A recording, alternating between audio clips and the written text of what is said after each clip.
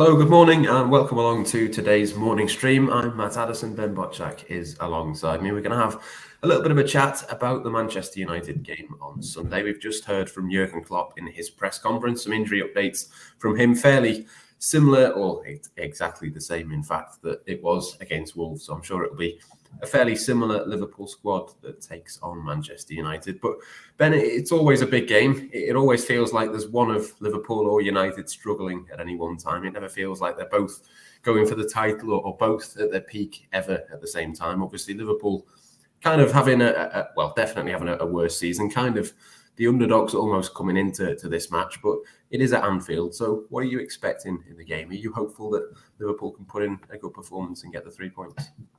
Yeah, I think the home advantage is going to be key. We said that about Real Madrid, but then obviously we saw what happened. But hopefully this time around, it's going to be different. I feel like the Wolves result showed how Liverpool can be pretty good at Everton as well. And, before that, Liverpool have had some good results apart from that Real Madrid game and the very drab 0-0 draw at Crystal Palace as well. But at home, Liverpool still tend to be fairly strong. Definitely, at least, I think Liverpool will get a draw. And that's might even be potentially optimistic because United at the moment is a daunting task. They were pretty dominant in the League Cup final, obviously on a high, winning that trophy as well. And, Marcus Rashford is in great form. And I do worry about Trent on that right back position rather, with Rashford playing on the left. I think he can cause problems to Liverpool. He's been causing Trent problems almost ever since his first game in this fixture. So in this kind of form, he is a very daunting task to take on.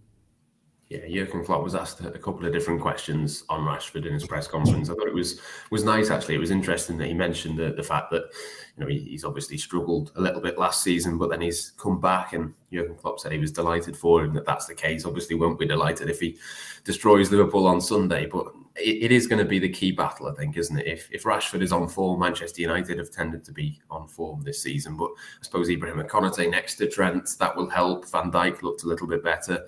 Liverpool have kept 4 clean sheets in a row in the league, at least. So there's got to be a little bit of hope that Liverpool are a little bit more stable. And Fabinho as well in front has looked good recently. Jurgen Klopp actually compared Rashford to him. Obviously, Fabinho's had a drop-off and then looks like he's coming back. Obviously not quite in the same form that Marcus Rashford is, but it does feel like Liverpool have got a bit of a base to be able to deal with him, even if it's not quite that simple. Yeah, I think it's a bit of a cliche, but I think the game will be decided in midfield as well. Casemiro and Fabinho coming up against each other, and I think Liverpool have sort of found the right balance almost against Wolves in midfield, with the energy of Bajcetic and Harvey Elliott around Fabinho, which seemed to bring out the best of him again. Now, I'm not sure if Elliott and Bajcetic will both start against United. I think probably Henderson potentially might come back.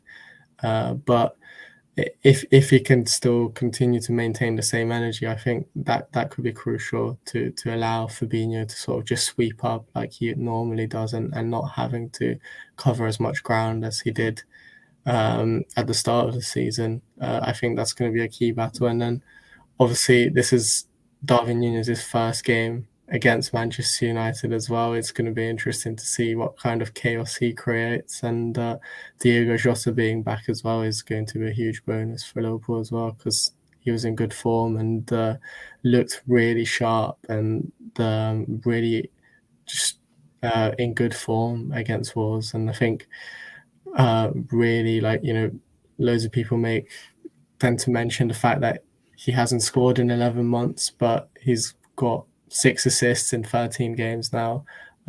Obviously been injured for the vast majority of those 11 months. And then there's a pre-season in between as well when there was no games to score goals in. So I do think that statistic is skewed, and I do think the way he presses from attack and sort of defends from the front is very important to the way Klopp likes to play, and is also kind of important in terms of protecting the midfield as well.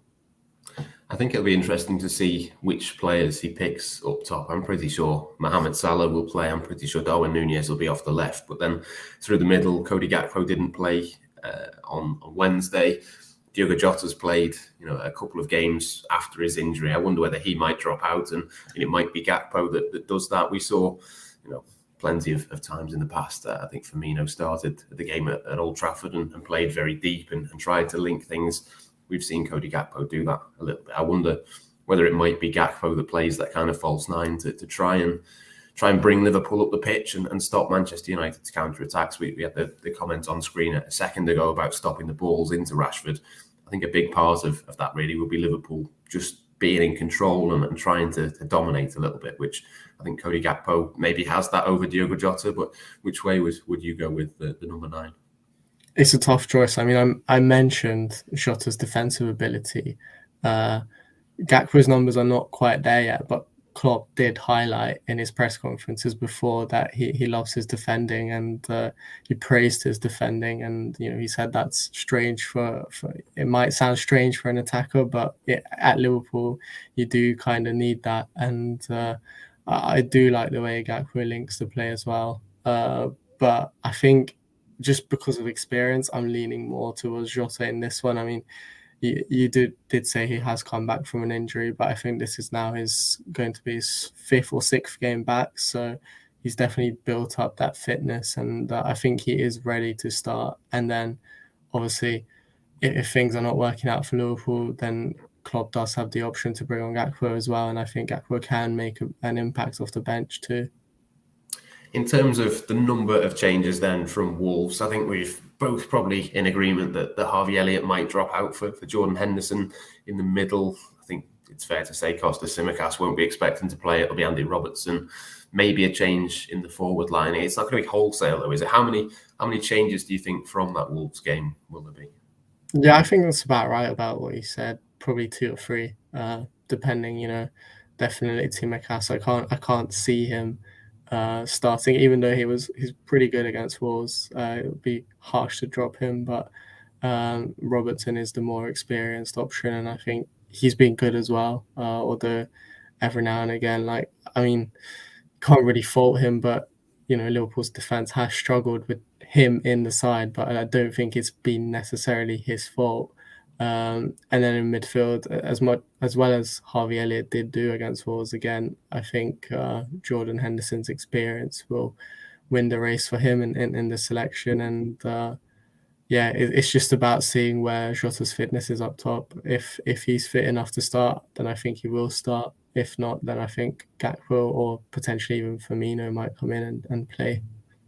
Yeah, it's good to have those options, isn't it, in the attack? Whichever 2 don't start, you've got them to come on maybe after an hour or so. So I'm sure they'll all play their part. But just in terms of the midfield there, you mentioned the midfield, possibly Elliott drops out, maybe Henderson comes back in. If it is Bajcetic, Henderson and Fabinho, it's probably the best midfield that Liverpool have had this season in terms of that balance, which doesn't say a great deal about being the best. There's been some very, very poor performances in the middle of the park, but it feels to me like Jurgen Klopp is working towards that. We've not seen him play that 3 many times, but I think if that is the 3 for the majority of the 14 league matches that Liverpool have got left, that kind of feels like it might be a bit of a winning formula for him.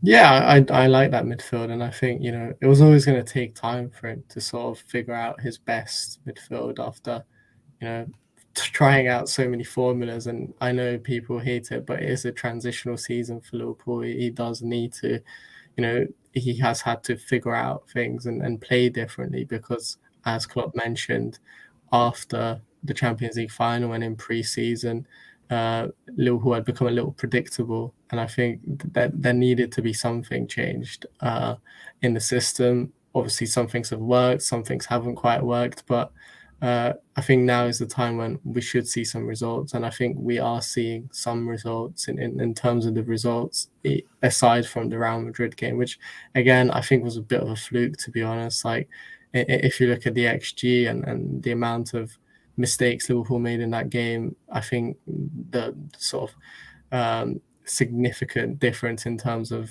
goals scored between the 2 sides could have been a lot less, and maybe Liverpool could have even got a draw. just a 3-2 defeat or something like that. But I do think now is the time when Klopp should have found his formula, and I think he did in Bajcetic certainly. And even if Henderson hasn't always been consistent, I do think in these big games he can come in, and his sort of experience and leadership skills are important. Yeah, certainly. I think that will be the midfield. I think the team, we've probably pretty much guessed it, but we shall see how it performs. Hopefully it can perform a little bit better than it did against Real Madrid and doesn't make those mistakes, though. A repeat of that first sort of 20-25 minutes wouldn't be a bad thing against Manchester United. But we'll leave it there for this morning. Thank you to Ben for joining me. Thank you for you at home for watching along too. We always appreciate your comments. We'll continue to do these morning streams every morning at 10 a.m. UK time. We've moved that by half an hour, but do keep joining us. We do appreciate it. We'll catch you again very soon.